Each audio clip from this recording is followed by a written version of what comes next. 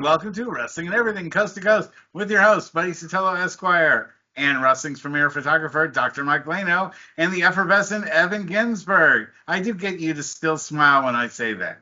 But,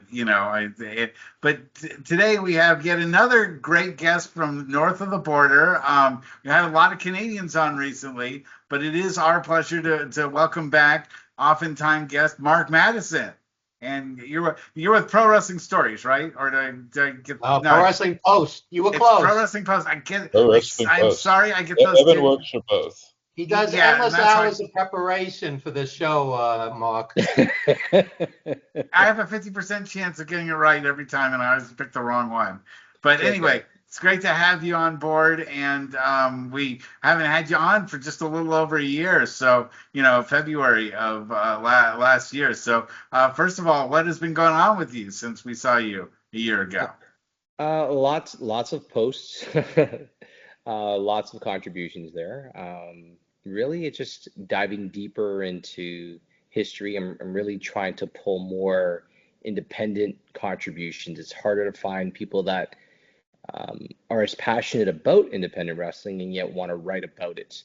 So it's almost attending it is where the passion is, but conveying it, articulating it, and expressing their interest in it has been the bigger challenge. So we've had to pivot a little bit content-wise when it comes to that, and really kind of still really try to be a bit of both. We're taking on the Kenny Omega approach to wrestling journalism as opposed to wrestling. Kenny once said, "Why can't it be this and that?" So we're gonna do that. We're gonna do this and that when it comes to wrestling then and now. No pun intended, Evan. But yeah, that's really the intention, and really I embrace anyone that wants to send us and contribute to us previewing wonderful shows from SoCal or the Northwest or Pacific Northwest. We still have plenty of Japanese coverage, but we're looking for more. Really, we want to highlight. I think the last thing I did was really a piece on Shane Mercer as far as independent talent that's really highlighted and really popular. So we really want to focus on that. But yeah. Great. Can I contribute on I don't even know if I'd call them independent because they're national. I've known Court Bauer probably for not as long as I've known Evan, but the first incarnation of MLW. And when I go cover those shows as a photographer, they are so fun. I'd never met Baron Corbin, Tom, now known as Bishop Dyer, and we had so many commonalities. He wants me to try to help him get into New Japan. I think his talent alone and blah, blah, blah. But I had so much fun with all of the talent, and then seeing lucha guys that I've idolized and covered but never talked to backstage, like Ultimo Guerrero, and some other ones. And that guy is what a sweetheart, nice guy, so incredible in the ring. And you know how passionate I am. So let me get into a couple of things. But the first thing that ended ABC National News, and again, we don't want anybody trying to take over Canada. We talked about this last week. Bullshit. Canada stands on its own. Canada has so much exciting wrestling history that I got to witness, Evan got to witness.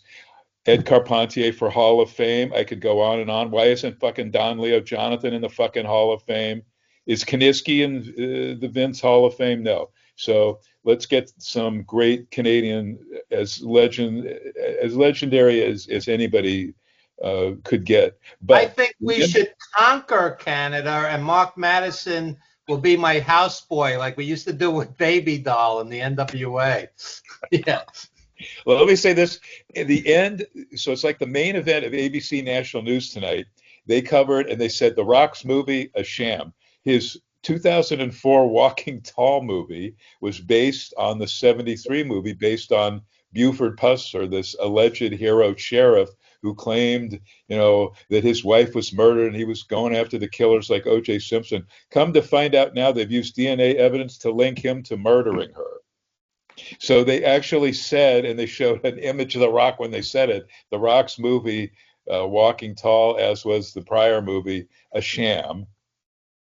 So something else that has even bigger implications is this Raja Jackson thing. And I mentioned to you guys that I've known Quentin Jackson, Rampage Jackson, great MMA legend since his Pride days in Japan. That was the greatest MMA promotion of all time. There's really, you can't really, you go to any MMA person and they will agree, far better than UFC, which acquired it. You know, they sort of Vince-like in killing their competition, absorbing it at times, and what have you. Whatever.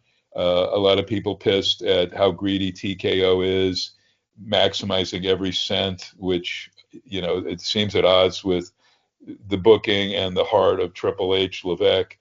But we're all going to have to adjust. Maybe actually, you guys have it better in Canada. You're not going to have to switch to ESPN or all of this crap, having 4 streamers to watch their regular weekly TV or their pay-per-view or their old content. We don't know. It's just a mess. It's a nightmare. It's sort of like the guy in office now. He's ruining everything. Well, we have our own share of challenges. Like there's content that we don't have access to that was available on Peacock. For one thing, we have no access to ECW, the old pay-per-views there and their events, and old WCW. Now I know the WCW has been collapsed into a YouTube channel, which okay, but it really it's a far cry. It really, I know for all the criticism that WWE is warranted, $9.99 a month and having all those old classics and access really AWA days and old NWA days, like it was great to have it all kind of like at the drop of a button. And now the problem is the Canadians don't have music. that. Yeah, the music, like the entrance music using Ozzy Osbourne and Black Sabbath's Iron Man, right, scrubbed clean with generic music put in, so it almost forces you to want to go to YouTube anyway to see some of that. And yeah, let's give kudos to them. They've been putting on, like they put on the 84 and 85 Starcades on WWE's YouTube channel. That's can't miss stuff if you didn't see it originally or you just want to revisit it. But it's confusing. I think you need to make it easy. And let me ask you, before I get into the Raja Jackson stuff, very briefly, I don't want to belabor the show with that, but Mark, I want to ask you, well, yeah, this is what happens when you turn 70. Let me go to the Raja thing, and the other thing will come back to me. Circle back. So, did you guys all see that? I know TMZ. It's like one of the most watched clips on all the internet. But it's horrific, and then it was made worse by another local promotion. What I forget the name of it. They were going to put on a show in Simi Valley, and they were implying that Raja Jackson, after this mess, was going to be at that show when that wasn't the case. That was slimy. Raja's thing, I mean, that's going to be a mess, but it has implications for both MMA and WWE. WWE immediately had to distance themselves, remove Knox Pro, Rikishi's promotion, from their website and any affiliation or association with it. And you have every day on Busted Open, for example, they're saying that school is going to be dead, for Black Pearl and Rikishi and Rikishi's other family members who teach there, etc. Because few, if any, people would want to, which is sad, be associated with it. And who allowed this guy with no pro wrestling training, etc., etc. And like the Fed was Danger Pro that wanted to book Raja. After what's the name of the guy? It's Psycho. His work name's Psycho something Sam, which already should be kind of a tip. Well, no. This is the guy that got hurt. He kind of started it, and I guess by smashing a beer can into Raja's head, and then there was the receipt factor. And maybe don't get involved with a guy who hasn't even been trained that pro wrestling is a work as opposed to MMA, which is Raja's skill set, which is. Well, it's interesting. It's interesting because Rampage, when they were promoting the A-Team, and he played the part of B.A. Baracus when they did the film, he was part of they brought on that entire cast. So Rampage is not privy to, okay, this is a work, this is the plan, this is what you're gonna do. But Rampage, though, our bond backstage in Japan was he grew up on Jerry Lawler, Jerry Jarrett wrestling. So at least Quentin knew that the business always going to work, because we talked about that back in late eight Raj is or an adult. He doesn't. Raja doesn't need to go back to his childhood to well, we know don't know. what the No, wrestling's. Raja is the son of Quentin Rampage I Jackson, know, the but he's an MMA legend. adult. He's an adult. It's not like he's a 4-year-old kid that can't tell the difference between pro wrestling and what's real. And even as a mixed martial artist, you know that once your opponent is down, if you're a martial artist, okay, Well, you're not a thug. once he was slammed, he was knocked out. He was knocked Right. out when the And first any fist to martial the head hit him. artist, an artist who actually knows what they're doing, stops because they know there's no danger anymore. Their opponent is unconscious. You don't, if you can't switch off that animal part of your brain that just wants to kill what's in front of you and then devour it, then Wait, let's lighten the show a minute. Mark, what was that you're drinking there? Believe it or not, it was an espresso martini.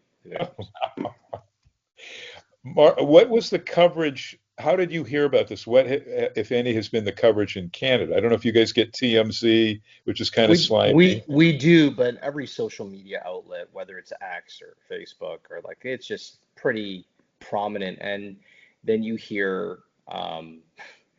Raja, I don't know how edited or not it was, him rationalizing is that it's actually the cameraman's fault for filming it in the way that he filmed it. So it's the cameraman's fault. It's not. I've never. That's a new one. I've never heard that the guilty party is the person not involved, but the one that's actually recording you doing the act. So I don't know how much of it or why it felt like a need. Then you hear little tidbits going for get your receipt, but the receipt is supposed to be done in the ring, and then the AJ Mann, I want to say is his name, the wrestler that had told Raja to go and get his receipt from Psycho to apply that, but he was following instructions from his superiors, and so that he's now indicated that Knox Pro is the ones that directly indicate, if they're his bosses, indicated for him, because this was all a work to be involved. But at the same time, then he says, I'm not one that's responsible for having a grown-up make the choices that they make. So it's just poorly done all around. I didn't think it was fair, but nobody is taking responsibility at some part of it. Knox Pro isn't owning any of it. Raja is blaming the cameraman for filming it. Well, this was like the APW thing. If you remember, Great Khali was trained at APW, my home base, where I was a ringside photographer from day one for Roland Alexander and all that. Evan went and visited there. And Evan, a mutual friend of ours, trained Psycho, that being Jesse Hernandez at Empire Wrestling Federation, that used to also have Jesse paired with Billy Anderson.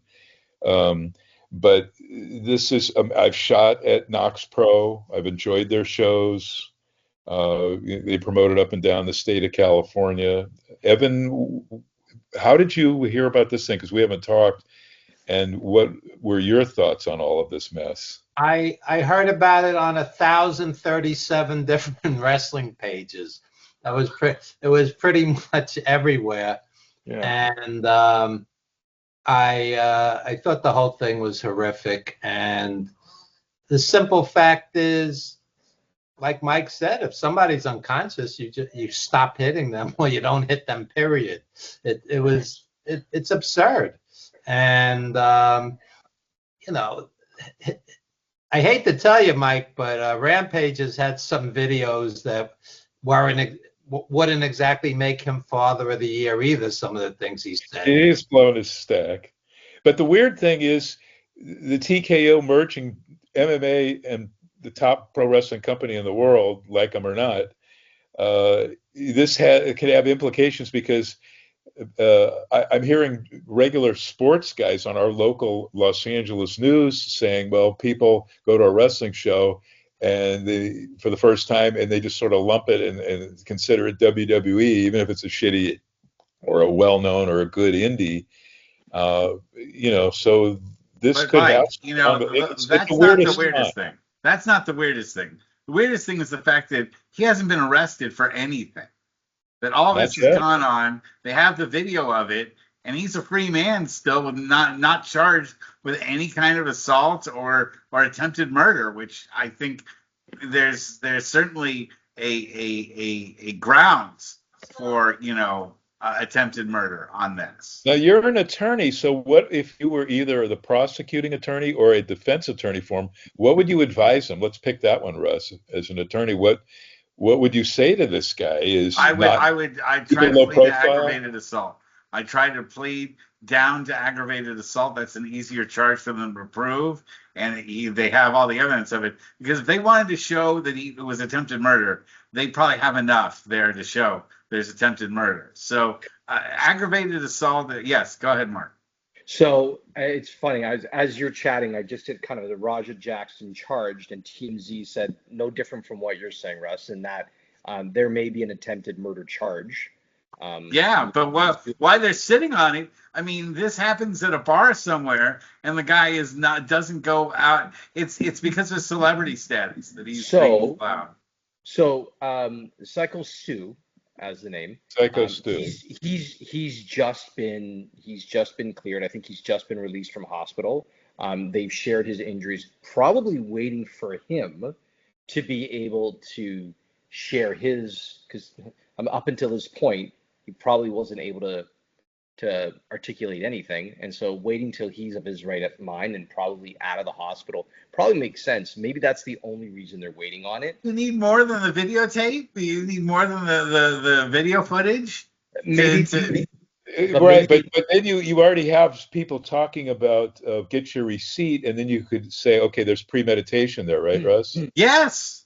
Yeah, and the fact that he doesn't stop, and he's a trained martial artist that should know better and have enough self-control. That's what I mean, I don't know about you guys, but obviously Evans studied the martial arts, but it's not really been in a combat form. I studied jiu-jitsu for 6 years.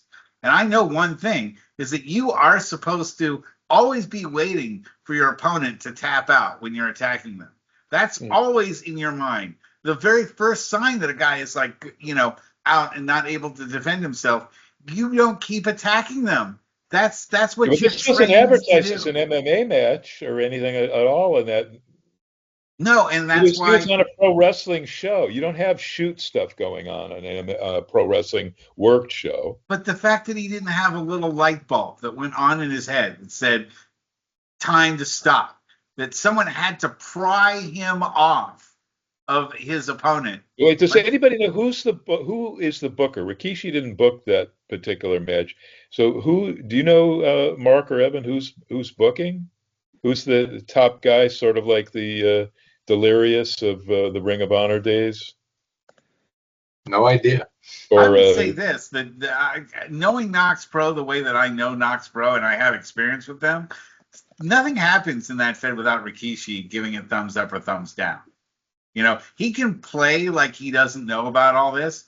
I guarantee you he knew about all this. Allegedly. Don't sue Russ. Not about the punching. You know what? I don't like Rikishi. I don't like him. He's not a good person. So I'm willing to, if he wants to come back at me or something like that, I got no problem with that. Because I personally think he's a jerk. So, you know what? This doesn't surprise me. What was your experience? Why are you saying that? Well, I worked a show with him. He came into Wrestling for Charity. And I actually was managing against him. And he wanted me to take the stink face. And I said, first of all, I'd already had some injuries, so I wasn't going to take any bumps. And I said that. And he went ballistic because he said, it's supposed to be an honor to get the stink face. And I said, no, you should have told them it was COVID time and you put a mask on. No, this was like 2015 or something, or 2016, something like that. But I said, no, I don't want to, take the stink face. He went absolutely berserk. Also, wait a minute, guys, can you imagine now, or even a couple of years ago, if you have plenty of time before the ass comes at you that you could put a mask on. That would be hilarious as a defense. somebody putting the mask over their nose and mouth, and then they go, "Oh, I survived the stink face." I would want one of Demolition's face masks with the spikes. You know, and he showed up late to the WFC thing. He and a couple other wrestlers, Marcus Mack and Rick Luxury, kind of just confabbed with him in a corner, and they were talking all about Knox Pro and how, you know, they were like so excited that they're going to work Knox Pro and work Puerto Rico and, like, you know, some other territories, that they totally ignored the entire locker room. Rikishi didn't shake hands with anyone in the locker room. He big timed everybody and acted like a really pompous, gigantic ass to everybody. You know, Because Mark, that's the tradition. What? Oh, go ahead. I said he is gigantic. Yeah, well, and to say that he But was. Mark, in the locker rooms in Canada, all the ones I've ever seen, everybody that comes in, you shake hands, you know, one by one. I think it's a global thing. Not Rikishi. He didn't care. He didn't care because he was so into running his own Fed and felt that made him such a big deal, that what I think is happening is he's like a lot of lousy indie promoters. They feel that any publicity is good publicity, and there's a certain limit to that. Now, Mark, you're now nodding because you know that's true. There are some low-down indie promoters that think that any stunt that gets them noticed is a good thing. Now, Rikishi has figured out that, no, there is a limit to what's considered good publicity and what isn't. But the other group that was unrelated, that were claiming that he was going to be on their show after this tragedy happened, they're pretty sleazy too. That they're culpable as well. Before I have to leave, Mark, I want to ask, I've been thinking, and I've long forgotten about this, but I wanted to write this piece like 20 years ago on Carney, the history of Carney, but the derivations. If you go to Mexico or Japan or other foreign-speaking countries like Austria with Otto Wanz, they have their own versions of Carney. Is that something that your site? Is there a Canadian Carney? Some interest in that? Because it's a lost art, and I kind of like want to keep it going. I nag today's wrestlers if they don't know it, and they look at me crazy. Like, are you kidding? You don't even know what the word means, and now you don't know how to speak it to communicate. It's like it goes back to the 1880s carnival days and all the way up to the ad shows of the 40s and stuff, that Red Bastien was like the last well-known pro wrestler to be at an ad Carney type show. Evan has long shared that Vince turned, you know, the once wonderful WWF into a circus, and really so. I wanted to pummel somebody after watching that pay-per-view today. It was a glorified house show. It was stultifying. I took like a 2-hour nap after it was over. My brain flatlined. We could talk about that later. Before I go, I mentioned this last week. I worry about a lot of stuff. Obviously, the Roger Jackson stuff was off the radar charts this week, but and I love AEW. That's the only show I don't fast forward. I don't fast forward NXT. I don't fast forward anything in AEW, even shitty segments or what have you. I love it. Not so much with WWE. There is stuff that I won't fast forward to there. Obviously, the Cena program, promo, which was great, but this getting involved with other promotions, and they always have to be so WWE. And I'm not picking on them tonight, because I've watched them since time began, but well before the 70s, before Vince Jr. even took over as announcer. But the thing with AAA and TNA, I noticed, and I wrote about this like 2 TNA shows ago, they introduced the exact same brief the photo IDs, play-by-play, analysis, ring announcer, reporter. They had that on there exactly the same as WWE has done. And I'm already worried that WWE may already own them outright, or if not a piece of them, and their influence if you look, everybody from the announcer on, it's like more than 60% of the roster is all prior WWE talent or NXT, which is basically WWE talent. Guys that it's almost like, they can let go of Ash by Elegance, Dana Brooke, and say, well, we're going to move you over to TNA. So it's like it's in-house. The AAA thing, there were so many WWE wrestlers on that it didn't feel like a true. And I was there from day one when Pena started it in '92, and I was his photographer, for all the sports arena shows. And then Evan remembers that we had the tour to Chicago where Ron Scholar was the promoter of record who bought those. They were sold shows to him so he could promote them in the U.S., but they were full AAA shows. He sent me a week early to Chicago to promote that show at the UIC, and then the Felt Forum, the New York one, the big one where we honored Pedro Morales and Conan and Santo. And it wasn't Ray Jr. got in the ring to honor Pedro, but I lobbied for that, as well as honoring the longtime promoter of Chicago, who was kind of an insane guy, Bob Luce, but he was a super funny guy. And he was just the parrot guy for Dick the Bruiser and Vern Gagne. Basically, Chicago 60s, 70s was an amalgamation of the AWA and Bruiser's WWA. And the figurehead promoter there, who was entertaining, was Luce. So we honored in ring. But and on AEW's end, how have they benefited? They barely sent anybody to CMLL. So they take all their great talent. They've stripped everybody from New Japan, which is so talent poor. They've cut way back on their U.S. tours because they don't really have anybody that's going to excite and get people to the auditoriums unless they stack them back with AEW talent. It's not a reciprocal process. I think it's even worse on some extent with AEW because New Japan and CMLL are suffering. At least AAA, I don't know if they needed an infusion of cash. So before I go, Ev or Mark, what was behind? Did Pena's sister need, and Rodan, did they need the money? Why did they sell to WWE in the first place? We heard it. It was like a slap in the face. Oh, WWE purchased AAA. And go, what the fuck? Well, how else do you dominate your North American contingent if you take control of really the major promotions, whether it's Lucha? I'm not sure what the plan is. They've got that working relationship with Noah, who's to not say that they can easily have a. But we haven't seen really much, if anything. You know what it is? The plan is that Triple H, they had some interview with Levesque from years ago where he said once he ran things, or if he did, he'd want to create his own territory system.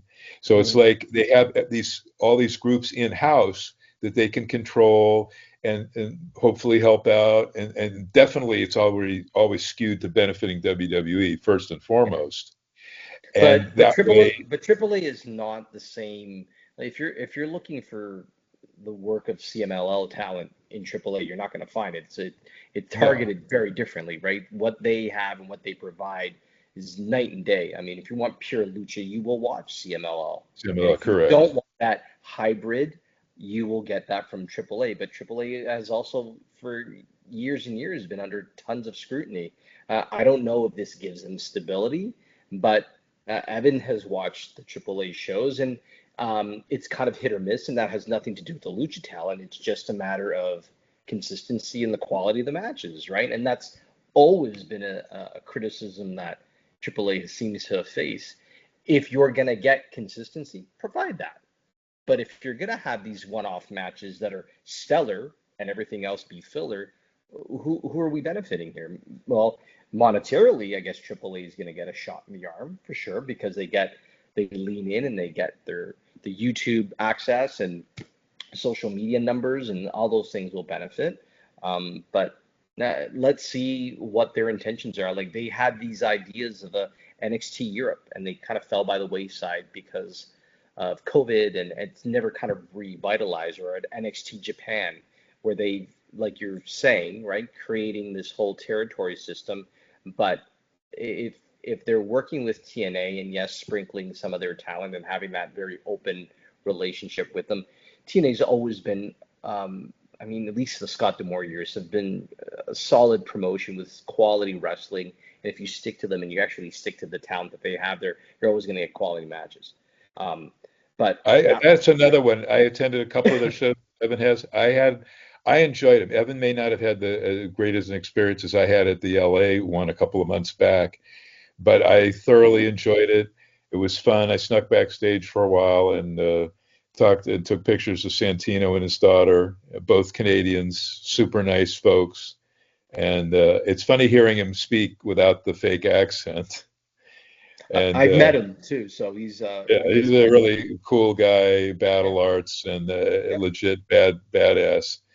But the other point is creating the system. He is doing everything possible to quash Tony Khan and AEW, scheduling events at the same time or the same day, so people will maybe be more focused and forget about AEW. I mean, it's dirty pool right now, uh, and I see why.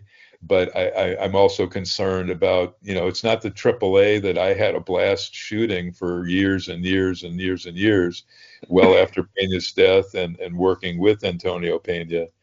There's no more Arturo Rivera and all those guys behind the scenes that kept Pena in check, putting on great shows. So, well, we'll have to see. I mean, what has WWE done for, or how have they profited off the Noah stuff? They've just had guys comment on or send a talent here and there, Yeah. but But I don't think they're sending anybody back to Noah though.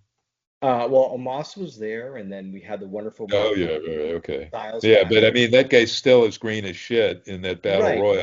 And you know what? Maybe it's just having North American exposure, whether these gaijins are going there, and it's not, but if anything, it's providing the talent an opportunity to learn a style and maybe develop their skill set while sprinkling on something that they're learning. I mean, I think it's as much, if anything, a benefit for the talent to go there and learn rather than say the promotion is giving them the rub. Not that no one needs that. They're quality enough promotion. Not the Um, King though. God, he worked for TNA, AEW last year. mhm, yeah. He's a superb guy. Before I go, I've got to say this: El Grande Americano is not a Starbucks drink. No, it's not. It's not. Good night, you guys. Good All night. Have a right, great take show. care. See you next week, hopefully. Okay, so now we get to the part of the show where you get to talk, Mark. Mike's head is frozen. For some reason, Evan, I see you frozen too. Maybe that's just me. Like I I'm No, didn't see. seeing it's I'm seeing Mike's head frozen, Yeah, like I a see yeah. Mike's head sci-fi frozen too. movie. Eventually it should. You should drop off the call, but I'll manually do it here. So anyway, tell me more about what's been going on. Well, first of all, I'd like to know your personal opinion, Mark, on the passing of Hulk Hogan and what that has meant to you as both a fan and as a chronicler of wrestling history. So it's an unfair question, not for you to ask, but for me to answer fairly, because believe it or not, my initial, and I've always said this to anybody that's really asked me, my initial interest in wrestling came through pop culture. I was a big A-Team fan. I loved Mr. T, and like that was through B.A. Baracus, and like that was where I latched on to the first WrestleMania, and that's where my interest. So to say, was I a Hulkamaniac? No, I wasn't. I saw everybody else, and I saw the hoopla. And at a young age, I was a Ricky Steamboat fan and a Dynamite Kid fan, and those were my favorites as a young child. And so, but I can't ignore the response and the reaction that fans will have. I'm not going to be one to rewrite history because it depends on who you ask. Some will say that he didn't put it on the map. And then there was still, would it have generated the popularity that it did and the big boom in the 80s worldwide? Well, would all the territories, like, we don't like the whole monopoly that came about from it, but yet at the same time, would that crossover happen in all these places in North America in Canada. Like, so it's hard to ignore that. Um, so fairly, I recognize that his popularity kind of reinvented himself in the 90s and what he meant to a legion of fans in the 80s. And I think that was important too. So if he was important to you in your childhood, I'm not going to be the one to say, despite the choices that he made and the things that he said, it's not my place to pass judgment. It's one of those, let's not judge thee who's made the same mistakes. Not that I've made comments like that, but I've made mistakes in my life. So I'm not in a position to pass judgment on them. Did he not apologize? No, he didn't. There are those of the African or Black culture that shared that they forgive him, but there are those that didn't. So, I think everyone is free to have their own opinion, but I can't ignore the response. I'm not going to look at the numbers, but I think those numbers, depending on who the person is calculating them, can deny his impact. So, is that fair? So, yeah, that's a definitely long way to say you comment on Well, it. I mean, I can't be critical of somebody. I'm not going to say he was an awful wrestler and an awful person, but I can't ignore the fact that he made these contributions and his face was everywhere and people purchased events to go time and time and time again. No, he's not Bruno. No, he didn't sell out the Garden 50 times. No, he didn't do those things. But that was a different era. So if we're looking at it from what it was in that standpoint, it was pretty significant. Had no one done it at that point? Yeah, no one had at that point. So I wish we had Bruno's numbers to line up. Yes, he sold out the Garden as many times as he did. I'd like to know if we're looking at numbers, what's that look like? And then multiply that across the world. And what does that look like in Europe? Bruno wrestled at the Garden 12 to 14 times a year. Hogan came in 3 or 4 times a year, so right. Maybe 5 times a year. That's a big difference. It is. Hogan, of course, expanded it worldwide, but Bruno was a bigger draw on the East Coast for a longer time. Bruno was champion 8.5 years in total. So, excuse me, yeah, 8.5 years, I believe. Yeah. Combined, right? Yeah. The two rings. Yeah. So I mean, I use the Garden because it is the Mecca, right? It is kind of like the standard bearer for arenas. But so box office appeal is one thing. What did Gorilla Monsoon used to say? Like, he doesn't know a wristwatch from a wrist lock. So yes, what is our measuring stick as far as greatest wrestler? It's certainly not necessarily just appealing to pandering and gestures and things like that. There's got to be more to it. And so, I don't know if I would say, Russ, it's fair for me to say that he means nothing and he's irrelevant and he should be swiped off, should be Benoit from history. I'm not. But you can't because it's impossible to erase Hogan from wrestling history or even from pretty much 80s culture. I mean, when I gave my daughter what I considered a survey list of movies that she had to absolutely see, Rocky 3 was one of the top ones on my list because I said you cannot talk about the decade of the 80s without somehow bringing up Mr. T, Sylvester Stallone, and Hulk Hogan. If you did, you've missed out on a major part of American culture from the 1980s. You've cut a slice out of it, and you can't just fill that in with Arnold Schwarzenegger and Steven Seagal. Those 3 guys were the center of many, young men's action universe for the entire decade of the 80s, pretty much. So Evan, your Russ, thought? Oh. so Russ, then the question is he important to pop culture or is he more important to wrestling? All culture, because he brought wrestling. I mean, and I was saying before, you probably didn't see the show, but the fact that he was on the cover of Sports Illustrated was like one of those things that like people who were so against wrestling being mainstream couldn't argue.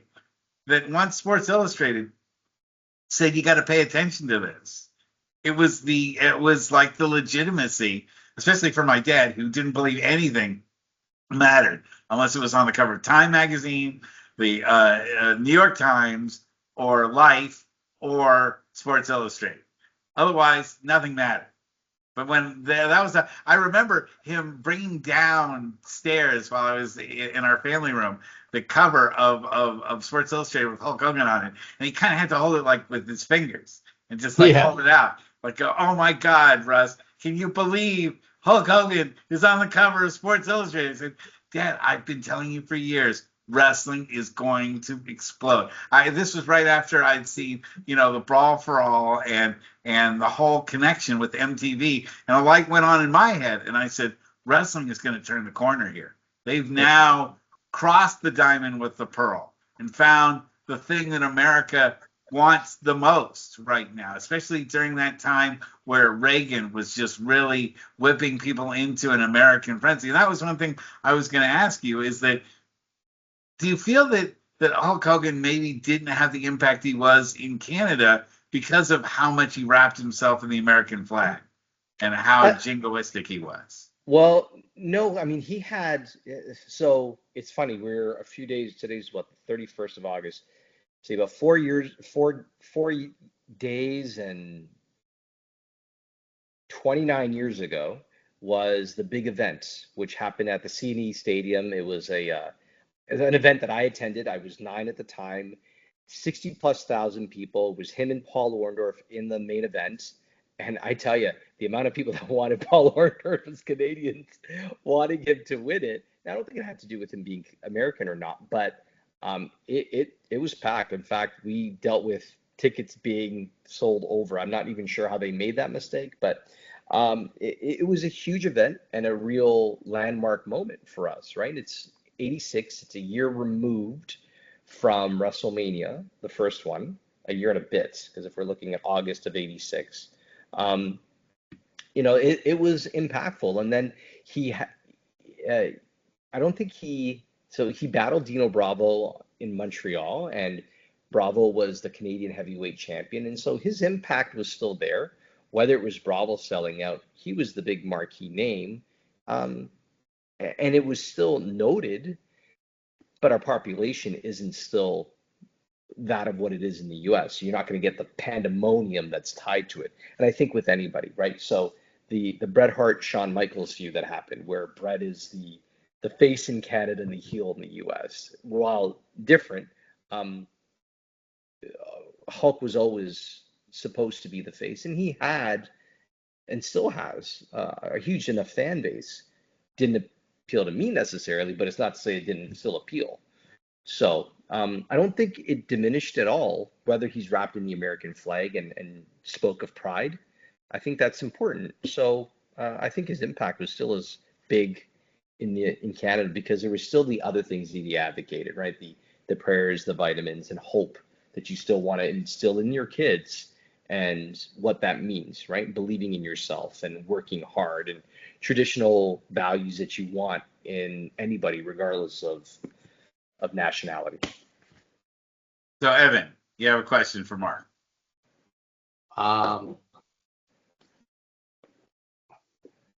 Where would you like to take your website in the future?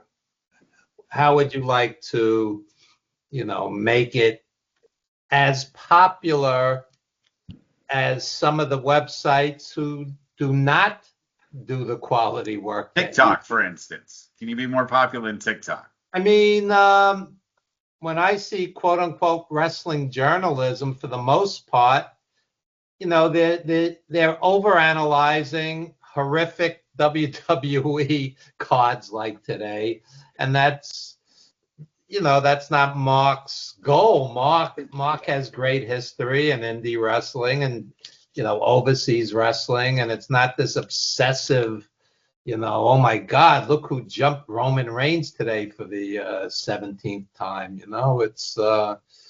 It's coming from a whole different place. But how do you take that to the next level? Interesting, because where this conversation here kind of ties to where I'm starting to implement some things where I want there to be a wrestling tie-in to entertainment. So we've got a piece coming up on Bob Uecker and how his ties to wrestling were reflected. We've got a piece on Ozzy Osbourne and his ties to wrestling and what that looked like. So I want there to be an entertainment tie-in to wrestling, but these figures who've had an impact. You mentioned Pro Wrestling Stories, a wonderful friend and associate of both Evan and mine, JP Zarka, and I wrote a piece on Pee Wee Herman and his tie-in to wrestling. And so that inspired me to wanted to do those sorts of things for us, because I think that would be the next connection, how we can try to be more than just a wrestling website. And why can't we tie in where there's a connection in baseball? I mean, Okada pitching out balls in Japan and being the somebody and what his history might have been, or a piece on the history of Randy Savage and his whole minor league baseball development and what that meant and why that didn't work out and something like that. I think those things are just as important. We pull in maybe old Cincinnati Reds fans and why that was. So those are the same things I'm looking at.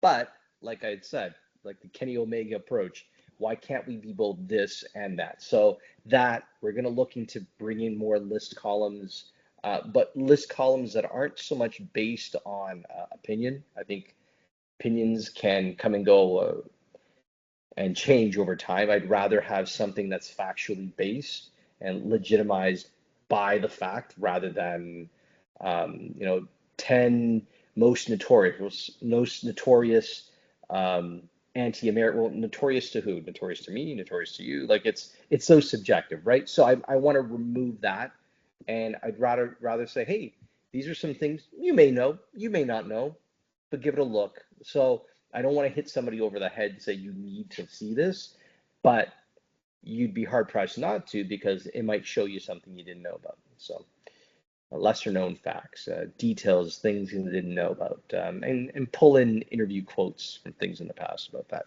But those are the things that I'd like to do, along with more independent wrestler profiles, more lucha libre talent profiles, more Brit wrestling, more Japanese strong style, more of that, right? I'd like to profile and highlight talent that either is emerging or their impact in the industry can't be denied, and they need to be showcased for a younger audience. So right now, if I look at the analytics, our response and our age is anywhere from 35 to 64.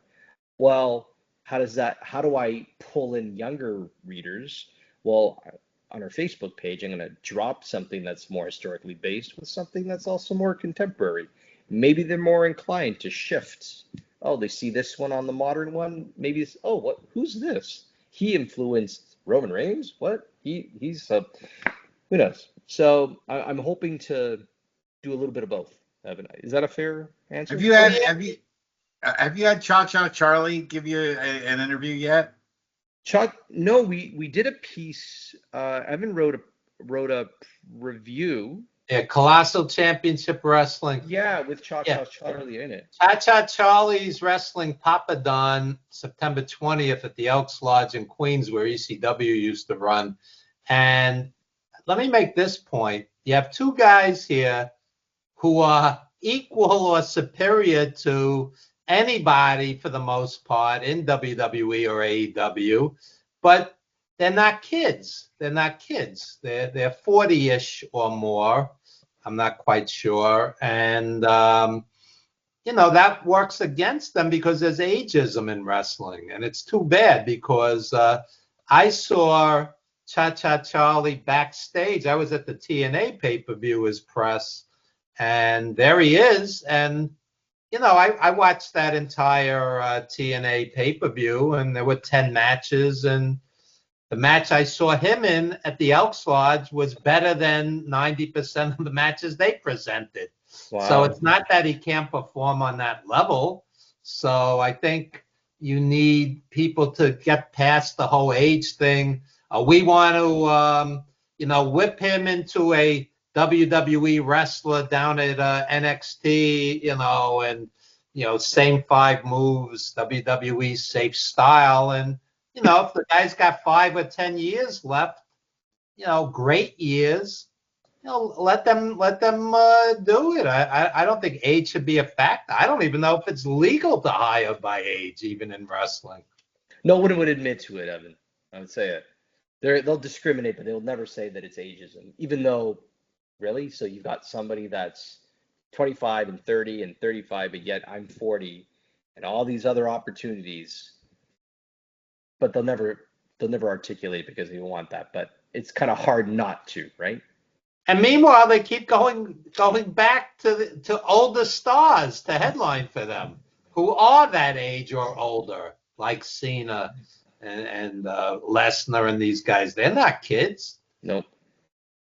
Yeah, we never know if the Undertaker's going to show back up in another WrestleMania. Until he's dead, I'm not sure that there's ever going to be. And even after he is dead, they might, the WWE might reanimate his corpse or do one of those holograph deals.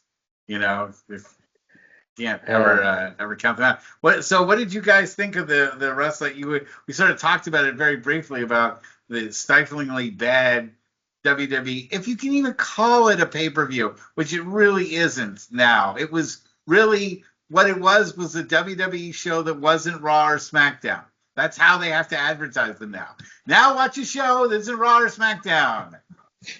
They can't pretend to call it an event because there was nothing about it that made it an event. No, I had no idea it was 4 hours or close to 4 Yeah, hours. it was just under 4 hours. I wouldn't even say it was bad. What bothers me is how mediocre it is. I sat there, and basically every match I rated 2.5 to 3.5 stars. There wasn't anything great. There wasn't anything horrific. It was just this mediocre 4-hour slog. Now, the WWE puts as much effort into the pay-per-views now as McDonald's puts in to an average Big Mac. Yeah, they slap together the matches at the last second, and it's booking by numbers. Oh, here's Reigns. Let's have 37 guys jump him at the end of the match.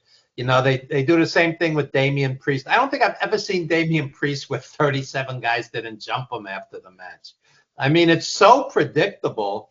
And the irony of all of it is, I think with that fan base, they think predictability is a good thing. They're getting exactly what they want to see. And, to me, I watched that show today. I knew who was going to win every single match, and I barely watch WWE. It's just so predictable. Who's where.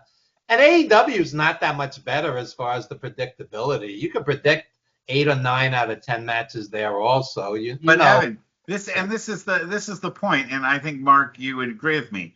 The WWE no longer cares that they put on these subpar events, because even if they do, and someone like you, Evan, complains about it, or someone like you, Mark, complains about it, or I complain about it, they'll throw another event. I mean, Raw is tomorrow. SmackDown is in 3 days, or 4 days, or 5 days. So they don't have to worry about doing something crappy, because they're just going to bombard you with another pay-per-view that you must see. You have to pay $8,000 for front row seat for, or what have you, because they just keep bombarding you with it. You don't have a chance to sit there and really analyze the show and go, oh, that was lousy. I mean, when, there would be like WrestleMania, there'd be, back in WrestleMania's time, there'd be like a whole week at least for people to talk about the show and what happened and the implications of it before you saw another WWE program, okay, or WWF program. Mm-hmm. But now they just are constantly assaulting you with stuff. And to be honest with you,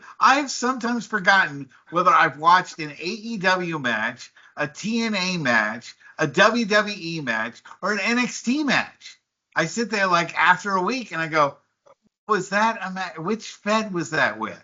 Because I'm so now lost as to which one of these things. Nothing stands out anymore. Yeah. You know, It's 4 WWE quote unquote premium live events in 1 month. 4. I mean that's you a can't call weekly it premium. TV show. You can't call something premium Yeah. if you have 4 of them in a month. It's premium if you're a money mark spending $3,900 first row in Paris, then it's premium. My God, if people actually travel to Paris, and there's so many wonderful things to see in Paris, I've been there, and you spent your money so you could go to a pay-per-view. Had I Lord got, help had, us. had I seen that show live, I would have resented paying more than $39 for that. Forget Yeah. $3,900. Yeah. Mark, do you think they're ever going to kill this golden goose? Sorry, do you ever think they're gonna? Kill this golden goose? People No, can't because afford it. well, well, if you're a consumer, you've got to make that decision. When is enough for you? And then you're not going to put your money towards something that is mediocre. Like if I want to use a movie reference. Anyone ever watched the movie Reality Bites? Winona Gosh, a long Ryder, time ago. That was a Winona long Ryder, time Ethan ago. Hawke. So there's a scene with Ben Stiller. I like to tie in Evan's movie watching and movie reviewing. So there's a scene with Ben Stiller um, and Winona Ryder, and he's like, well, we have to make it easy for people to consume. We've got to, fly it in like it's oatmeal, and it's like, well, you don't. Like people should know enough. Whoa, hold on a second. I don't want this. Please don't give me oatmeal. Please don't give me porridge. Give me something of substance that's gonna matter, that I'm gonna care about. And so are people kind of torn between that? Because I mean, if this was a WWE event 3 years ago, it was a lot more affordable for a family of 4, and my wife and my daughter and I would go to a show, and it was more reasonably priced than it's been the last 2 or 3 years. And why is this? I get it with AEW. They're a different target. It's gonna cost more. There's gonna be blood. There's gonna be violence, but you're paying more because you're targeting adults. If you're targeting families, your price point should be, how are you going to supplement getting a family of 4? Then you add in concessions. Then you add in merchandise. So, no, how do you kill the golden goose? Consumers have to make a stand and say, What WWE has done, good. particularly in Madison Square Garden, they'll run 3, 4, 5 times a year, and they'll run December 26th, so that becomes a Christmas present, and they'll have, it's somebody's birthday present, somebody's graduation present, and it's an excuse, you're going to splurge for that you're going to spend big money. It's going to cost you $500 to take the family out or whatnot. But at some point, people are going to end up saying, I just can't afford this anymore. When the 500 becomes 700, 800, 1,000, it's gotten a little out of control. And as I was saying last week, my kids have grown up just not to even expect that sort of thing. They don't expect to go to a first run movie anymore because I don't take them to them. I wait for it to stream. And so now they just go, okay, when is it available for streaming? They don't even process it as like, oh, let's go see a first run movie in the theater. That's just not part of what my kids expect anymore. They just don't. They just wait for it to stream because that's the way they've always seen stuff. Yeah. But here's let me make a point on that as an avid moviegoer. I belong to Regal Unlimited. It's $26 a month. And I see tons of movies, and I don't eat junk food, so I'm not spending a fortune on that. I mean, basically, for $26 a month, I could go see a bunch of movies, varying quality. Yesterday, I saw Highest to Lowest, Spike Lee's new movie with Denzel and Jeffrey Wright, and these two guys are like 2 of the greatest living actors, and you have a scene with these guys together. After it's over, you could like breathe again. It's so riveting, and it's a different experience than you're in the house and the wife's doing the dishes and the dog's barking, and there's pluses and minuses also. But yeah. But I like seeing a movie in a theater. But I'm wondering if we're going to Yeah, raise both. a new generation of kids that just really doesn't ever expect to see anything live in person.